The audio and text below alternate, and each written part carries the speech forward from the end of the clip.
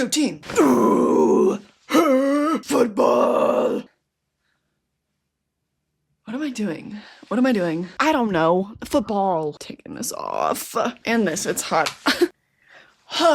Do you want to be the GOAT? What do you think that you're the GOAT of? I'll go first. I am the GOAT of reviewing horror movies in a way that is a little bit peculiar. I'm also the GOAT of Satan's children. If you're new here, I am his favorite daughter, the Antichrist herself, yes, and it is very nice to meet you. You guys should be the GOATs of subscribing to my channel, clicking the like button, the notification bell, that way you never miss the next review, or deep dive, or franchise ranking, or whatever. We talk about all things horror here, but today in particular, we are talking about the horror movie called Him. I think that headband did something weird to me. But anyway, if you're new here, the structure of my reviews goes as follows. First, I talk about all my expectations of a movie when I walk in. Then I get into all my spoiler-free thoughts, and then I give you a big spoiler warning before I get into a little spoiler breakdown. And let me tell you, my expectations for Him were very high. Every single year, either at the end of December or the beginning of January, I put out a video and I say, you know, my most anticipated horror movies of 2025. And if I was aware of Him at that time, it would have maybe made my top 5. Anything that Jordan Peele is gonna put his name on, even if he's just producing, even if it's just Monkey Paw, I'm like, you know what? I trust that man's judgment. I guess some people were under the impression that it was, in fact, a Jordan Peele film, which it's not. I wasn't aware that people were under the wrong impression, but if you were, there you go. He didn't write it or direct it. It was directed by Justin Tipping, but I didn't know that. I didn't know any of that going in. I don't watch trailers if you're new here. I tried my very best to avoid all the marketing, and I was extremely successful, because I honestly don't think that Universal and Monkey Paw were really pushing this one out. It wasn't until after I saw the movie actually and over the course of the weekend that I was watching some of the interviews and stuff that were coming out. My expectations were high just because I thought the concept of a football horror movie was really cool. I was thinking, oh, maybe Black Swan for boys. But then the day that I was supposed to go see the movie, it was a Thursday, it was preview night. I gotta stop following critics on Letterboxd, but some of them are like YouTube mutuals. And I saw one person give it a 1.5 star rating. David Ehrlich or something. He's a big person on Letterboxd. I saw another person that I follow give it 2 stars, and then my fave Jonathan Fuji gave it 2.5 stars. And I was like, oh no, not everybody can be wrong. Then unfortunately, I kind of had to lower my expectations, but honestly, maybe that was for the best, because if I had maintained my high level of excitement going in, I think I might have been all the more disappointed. So yes, Him was not my favorite horror movie of the year. It's safe to say. The only thing my audience knows about it from me so far is my 2.5 star rating on Letterboxd and the fact that I called it pretty gay. Elaborate on that, Haunted Hippie.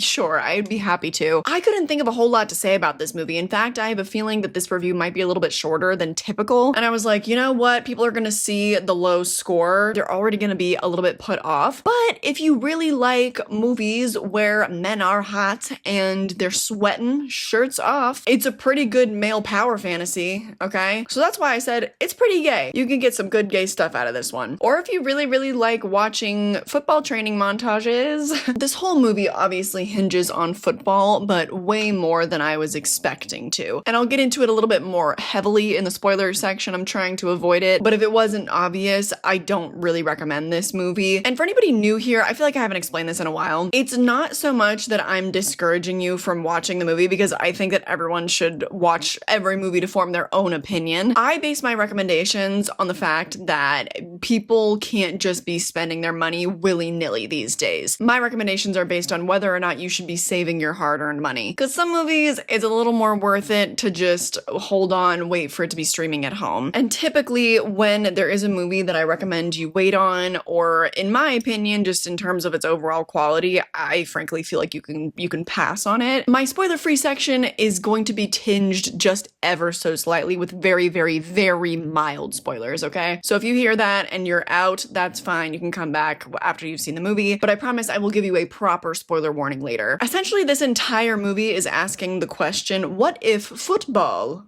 religion? And my immediate thought with that is brilliant. It absolutely is for so many people. I mean, sports in general, particularly in America, soccer in other countries, you know? But the execution is so stinky. I was reminded so heavily of Opus, which was just another huge disappointment this year. I also was really excited for that movie, just for the cast and the premise and everything. Okay, Midsommar and Wicker Man is actually currently still in my top 4. Midsommar only very recently got the boot. I love those kinds of setups in movies. They are a soft spot of mine. But it's not enough to just lay the groundwork and present a metaphor. You can't just go through all the motions of something like that. You need to give me somebody to latch onto, because otherwise I feel like no matter how poignant the metaphor, it just leaves me feeling like, so? Now, Marlon Wayans is kind of the glue of this movie. I think that it would have failed a lot harder for me if he wasn't in it. He has this really extreme intensity, and you do get to see some of his range in this film. Someone said that he had shark eyes. I read somewhere that he has shark eyes, and I agree. It's something about his energy, but it's just not really ever matched. Either it's because the surrounding movie is just too weird, or he's just not really getting the same kind of energy from his scene partners. And granted, the main character is meant to be sort of the fish out of water or the hero that's going on this epic journey. And so of course that's meant to be more of the audience stand-in, and he's meant to be a little bit more of an everyman. But throughout the movie, there's a little bit of a play on the fact that they are sort of opposites in many ways. And energetically, I just didn't feel that. Tyreek Withers was pretty good. There was a lot of football. Like I said, okay, about 80% of this movie is just a football training montage. And I feel like that's where Tyreek thrived. I think less so with the emotional stuff, which I think is true to life because he was a football player, but it was like the whole movie. I wish I was joking when I say that about 80% of it is just a montage. Rocky really did mark the decline of cinema, didn't it? But it would be broken up by this weird surrealist stuff, and it felt like they're trying really hard to be artsy and they're trying to like inject this imagery that's relevant, but it really flopped for me. Either it just didn't work or it was so on the nose that it was making me cringe. There was really weird, fast editing and a really fast pace, I think because there was like really no substance to what was happening. And because all of that was bordering on extremely surreal most of the time, those moments in between the training montages also felt like montages. The whole movie is edited like a trailer or like a music video. It's like if a rap music video and a Gatorade commercial had a baby. And then that's fine, like it sounds cool, right? Because as long as there is a story under it or a good like timely message or something, that's fine, that's palatable. But everything is so heavily telegraphed that there is no mystery. Like there's no tension at all. It's just a great concept that they banked on carrying the entire vibe of the movie, and it just does not. It's just an idea. It can't do all the legwork. I have a few positives. Like I said, you know, Marlon Wayans, he was fun to watch. Tyreek Withers is not bad. I just think that the writing was not doing him any favors. Julia Fox is actually great. Like she's actually great in this movie. She is serving looks. The score is really beautiful. There were a lot of vocals infused to it to the point that it really reminded me of Halloween Kills. Oh, my favorite score from the entire franchise. So despite me not really being connected emotionally to this movie, the music actually did make me feel a type of way. But overall, just so severely lacking in the sauce. Karsten Runquist essentially said that since Don't Worry Darling, we've lost the sauce with cult films. He didn't say it in such words, but that was the gist. He called it a holographic meatloaf of a film, and I love that. My go-to phrase is to call something a nothing burger, but I think I might steal his thing. It sucks because I'm so interested in this concept. The top review on Letterboxd, I think, is from David Ehrlich, and he wrote this whole like fantastic article for IndieWire, and I just recommend reading that because I feel like he echoes all my thoughts perfectly. Just a brief quote here for you though. Him is a single idea stretched out for half the length of an NFL broadcast. Spoiler alert, half of an eternity is still an eternity. That idea, what if football was literally a religion? Holy shit, but wait, there's more. What if the sport's chosen one narratives, hyperzealous fandoms, and National Sunday worship services weren't an extension of Christianity, but rather a demonic inversion of it? Self-evident as that concept might be to anyone who's ever heard of America, there's no denying the potential of a bold genre film that dared to confront the dehumanizing barbarity of our country's most profitable sports league, the pronounced indifference it has for the health of its players, the structural racism that continues to undergird the entire apparatus, the short-term riches it offers in order to offset the true cost of pursuing immortality. Him is not that film. That sums up my spoiler-free thoughts just beautifully, so I wanted to credit him that and definitely go read the entire article. There's all these amazing ideas, and you can see see that they're kind of just like plopped into this movie, but they're not explored with any real meaning. You just can tell when someone is kind of faking something. The filmmakers were smart enough to include certain imagery, but not really why that kind of imagery is so important. Also, maybe the bandwidth wasn't there to be exploring all of these different elements of America and football. Maybe they really should have just stuck to one thing, you know, as opposed to making it this grand, giant, high concept. I think you get the point. I decided to check out some of the marketing for the movie and some of the interviews and stuff just because, honestly, a lot of it was a lot more interesting than this nothing burger of a review. And I learned some interesting stuff, let me tell you. I watched Tyreek Withers on Royal Court, and I found out that he used to be a YouTuber. It's called Tyreek TV. There's only one video still surviving on the channel, and he had 137,000 subscribers. And this video is very professionally produced. He's like working out with a bodybuilder, and I want to know what else he used to put out. But I'm assuming whatever it was, his agent was like, you know what, like, you're making good money acting now, let's go ahead and private all of that for your brand. But they forgot to delete the posts. This image from 2020 is so like 2012 YouTuber coded. I would have killed to actually see the video. He literally was like on pranking YouTube, and I think that he used to be a gamer too. So there's hope for me, y'all. I'm gonna break through as a real director someday. Oh, also on Royal Court, he brought out his pet rat. So adorable. Come on, bro! Come on, bro! I told you, this is royalty. Girl! Tyreek Withers, I'm growing quite fond of you. Another highlight from the media rollout is Marlon Wayans, and I'm sure you've seen this by now, but he brought back his scary movie voice for one of the interviews. Maybe in an effort to start building hype and starting to promote Scary Movie 6? Snap, son!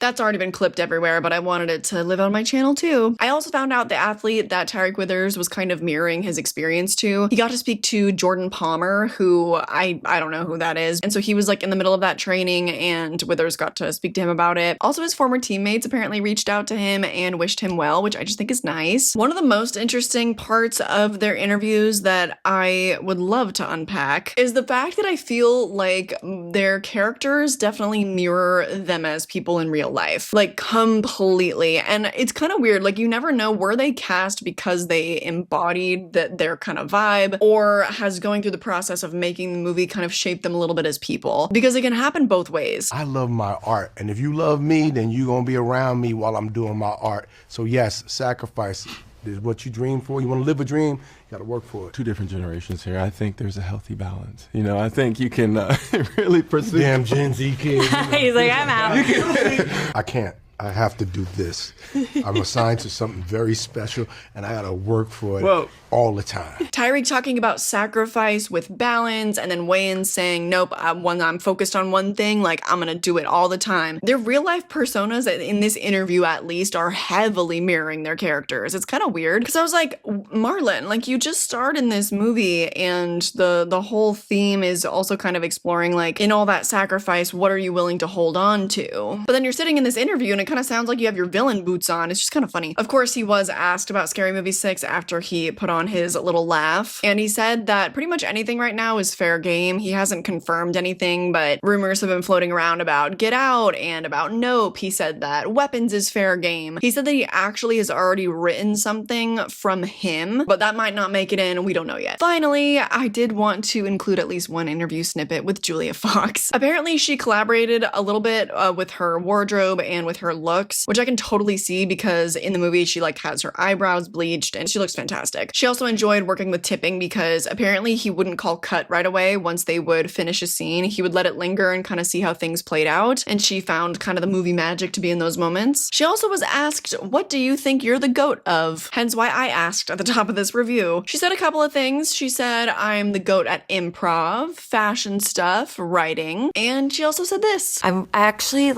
I'm the GOAT of like having ideas. Like I always have ideas all the time. I am the GOAT at having ideas. She should be president. I wish the movie could have been as good as her interview, but alas, it was not. Okay, last thing in the spoiler-free section, I did actually end up watching the trailer after I watched the movie, and it really looked like a Gatorade commercial. Ooh mama. But it actually did look like a pretty good story about the horrors of determination and football and fame and how fake the glitz and the glam is. Like I thought that was, you know, know, presented pretty well. But I do think that had I watched the trailer before the movie, I would have picked up on some of the warning signs of how flashy it is, how reminiscent of other movies it is, what it's trying to imitate, etc., etc. I would have lowered my expectations if I had seen the trailer, but that's just not how I roll. Like I said, I'd recommend saving your money on this one, but since it is Monkey Paw, I do kind of want them to succeed. So maybe you should go. I don't know. It's up to you, especially because now I'm going to be getting into my spoiler section. So if you really still want to go see it, then go watch it. I'll be waiting right here for you when you get back. So we begin this film with Caden and his dad, who I went, oh my God, that's Don Benjamin from America's Next Top Model Girls and Boys. I had not been wondering what he was up to be honest, but it was like, whoa. And from the beginning, I was very, very interested. I thought that opening scene was pretty strong. Obviously, more of a heightened reality because this little kid is sitting watching football and he sees his idol break his leg and his bone is sticking out of his body. Something that extreme would not happen on national television, so it's a little bit heightened, but it feels very real. I'm like, okay, we're gonna be digging deep into the machismo of football culture and how cult-like it is. Finally, someone is making a horror movie about this uniquely hellish American sport that no other country in the world wants to play. Oh, I wonder why. It tackles it head on in so many ways that I think are brilliant, but fell flat, and here is why in more detail. From the very beginning, they're throwing out lines that are like, his followers are very cult-like. Who are you? I'm him! Him, capital H-I-M, God. They literally have a shrine to their favorite player. He breaks his leg, like I said. Oh, that's a real man. That's sacrifice. Like I said, everything is so heavily telegraphed. There is no mystery, no tension to this film. I know from minute 5, maybe even sooner than that, everything that I need to know about this movie. The whole movie is then just football training interrupted by fever dreams. Very boring. Imagine if we had a few fully fleshed out characters. Maybe we could give the benefit of the doubt. Maybe I'm missing the point that because he was groomed for this all of his life, he doesn't have that much of a personality. But like I said, this movie kind of explores like, what do we hold on to when we're striving for greatness? And Caden was heavily conflicted with this, but it's played pretty flat by Tyreek Withers, and like I said, the writing is just not doing him any favors, at least in terms of fleshing out the emotions. Everything is just kind of presented, but it's not really felt. I did like early on the dig at Marjorie Taylor Greene. She was kind of the leader of the cult members. Oh, that's Marjorie, which is great. It's funny. I can see why there would be a lack of subtlety there because yeah, America football goes hand in hand. But that was one thing, one example of something that was a little bit too on the nose. I prefer specifically when a movie is trying to do a cult thing, making a cult commentary, that things are a little bit more suggestive. If this was more of an all-out comedy, a dark comedy even, I would say go all out, like who cares about subtlety? But when this movie definitely has a self-serious tone with light sprinkles of humor here and there that just feels so like over the top and goofy. I know that it's true to life. I know that honestly, like the people in power in this country are absolute caricatures of human beings. You cannot write villains as goofy as the people that run our country, but for storytelling purposes, not really my cup of tea with the specific tone of the film. When they get to the compound and the training starts, I did feel interested because, you know, we're first meeting Marlon Wayans' character. I never considered a lot of what was shown, but a lot of it I had. I mean, like when you're a full-time NFL player, it's extremely rigorous. I know that everybody's on steroids. It's all extremely physical, but the mental stuff is a lot harder. Being exhausted, you know, being on these performance-enhancing drugs that throw off your hormones and you feel crazy, being literally stripped for the medical stuff and being vulnerable. I'm sure that Travis Kelce had to go through all of that. Have you ever thought about that? Yeah, me either. I'm not really a Swiftie. But when it became evident that the movie was mostly going to be training montages, I really checked out. Black Swan is sort of my magnum opus in terms of sports movies that are about the horrors of perfectionism. It's not just the physical and mental drain of the actual training. It's dealing with the politics of the class and the instructor playing favorites. It's the incredibly overbearing relationship with the mother. And it's a very strong C-plot because that is just as important to anything else that she's going through that contributes to her mentality. With him, it's very surface level and it's very repetitive. What would your dad say? What would your dad do? What would your dad say? Oh my God, very like Jesus, like what would Jesus do? What would God do? What would your dad do? Your heavenly father. I just think that the writing could have been a lot smarter for what it was. Like I said, it's tragic to me because I'm like, what a brilliant allegory just gone to waste. Everything is so clever down to the title literally being him. But why did the movie have to be so goofy? There are just more ways to depict that kind of grooming than just one trigger sentence. I was also really really into like the warrior stuff and how they did the blood transfusions to pass on the blood of the warriors. The blood thing, the imagery and the idea of that feels very appropriate for how barbaric football is. But then it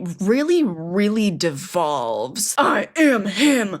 I am football. I could not help myself in the theater. I let out a cackle, but nobody else was laughing. Oh, I am football. Do you think that once the streaming heads get their eyes on this one, that's gonna become like a big meme? Because I do, and if it doesn't, I feel like that's kind of a missed opportunity. And then in theory, I also like the ending. It just was the packaging of everything that got me so messed up. The idea that one replaces the other, and then I love the idea of the hot guy getting covered in blood and just killing everybody at the end. Real final boy shit. But it was really stupid and it seemed a little bit too easy. There's like a reveal where his agent is like, we groomed you for this all your life. Just sign the goddamn contract. Why would that help convince him? Why would you play that card in that moment? And also telling him that you attacked him to get him there, which once again, I'm like, duh, this is not a reveal. And then they had no backup plan if he decided to say no. He's the biggest, buffest guy there who's just proven himself as the warrior of football, and you've readily supplied him with weapons to kill? Like, are you dumb? Is it meant to depict the hubris of the oligarch ruling class? Why did Julia Fox slip and fall onto her own knife? What was that? She, like, the whole movie, she seems like she's almost the mastermind. Yeah, she's sort of the hot woman standing at the arm of the powerful men, but she seems like she's the capable one. Why would she fall on her? Like, I'm never gonna get over that. But now I won't lie, okay? I got a little bit swept up in the imagery of it, especially when like the 3 fighter jets are flying behind him and it's like the American colors. And I was like, wow, imagine if the movie was actually good though. Like, this would slap. I just don't think it's earned that he's basically burning this whole institution to the ground. I don't feel like they put in the legwork at all to get us to this conclusion. There's no real rising action to his character development where, oh wow, he's really getting more and more and more sucked into this. Now he's, feeling like someone who's maybe a little bit unrecognizable to the nice son that we saw in the beginning of the movie, the guy who was loyal to his girlfriend. The whole runtime, he's very much back and forth. Oh, I'm gonna, hit somebody in the head with my head. And then he's calling his mom like, I don't know, everything's kind of weird here. Just very wishy-washy, and I don't really know where he's at. The emotions are just not played well. Everything on paper seems good, and then the execution is just so off. I left very much disappointed. It's just something about weirdness for the sake of weirdness. I can always smell it when there is a lack of some artistic integrity. Because surface level or on paper, this can seem quite brilliant, but it just goes to show you how important execution is. Authenticity is just one of the most important things that anyone can do as a creative, and unfortunately, I didn't feel it here. So that's where I'm gonna end. I could needlessly just continue picking on all of the weird imagery and odd set pieces, talk more about the cult and stuff, but I don't want to. So that'll conclude today's review. I usually make way better reviews than this, okay? I hope at the least you were entertained still, but there's a huge playlist of solo reviews of every new horror movie that comes out, so wait for that to pop up at the end of the video and it will take you there. But I also have a Patreon where, depending on which tier you join, you get a bonus video every single week. This includes over hour-long episodes of a podcast that I produce with my dad. It includes bonus reviews, it includes career updates, and that means juicy behind the scenes info on the industry itself. And then I also have a second channel where I primarily talk about physical media. So join me here, join me there, join me anywhere. More than anything, I just hope that you enjoyed this video and that I catch you in the next one. Bye.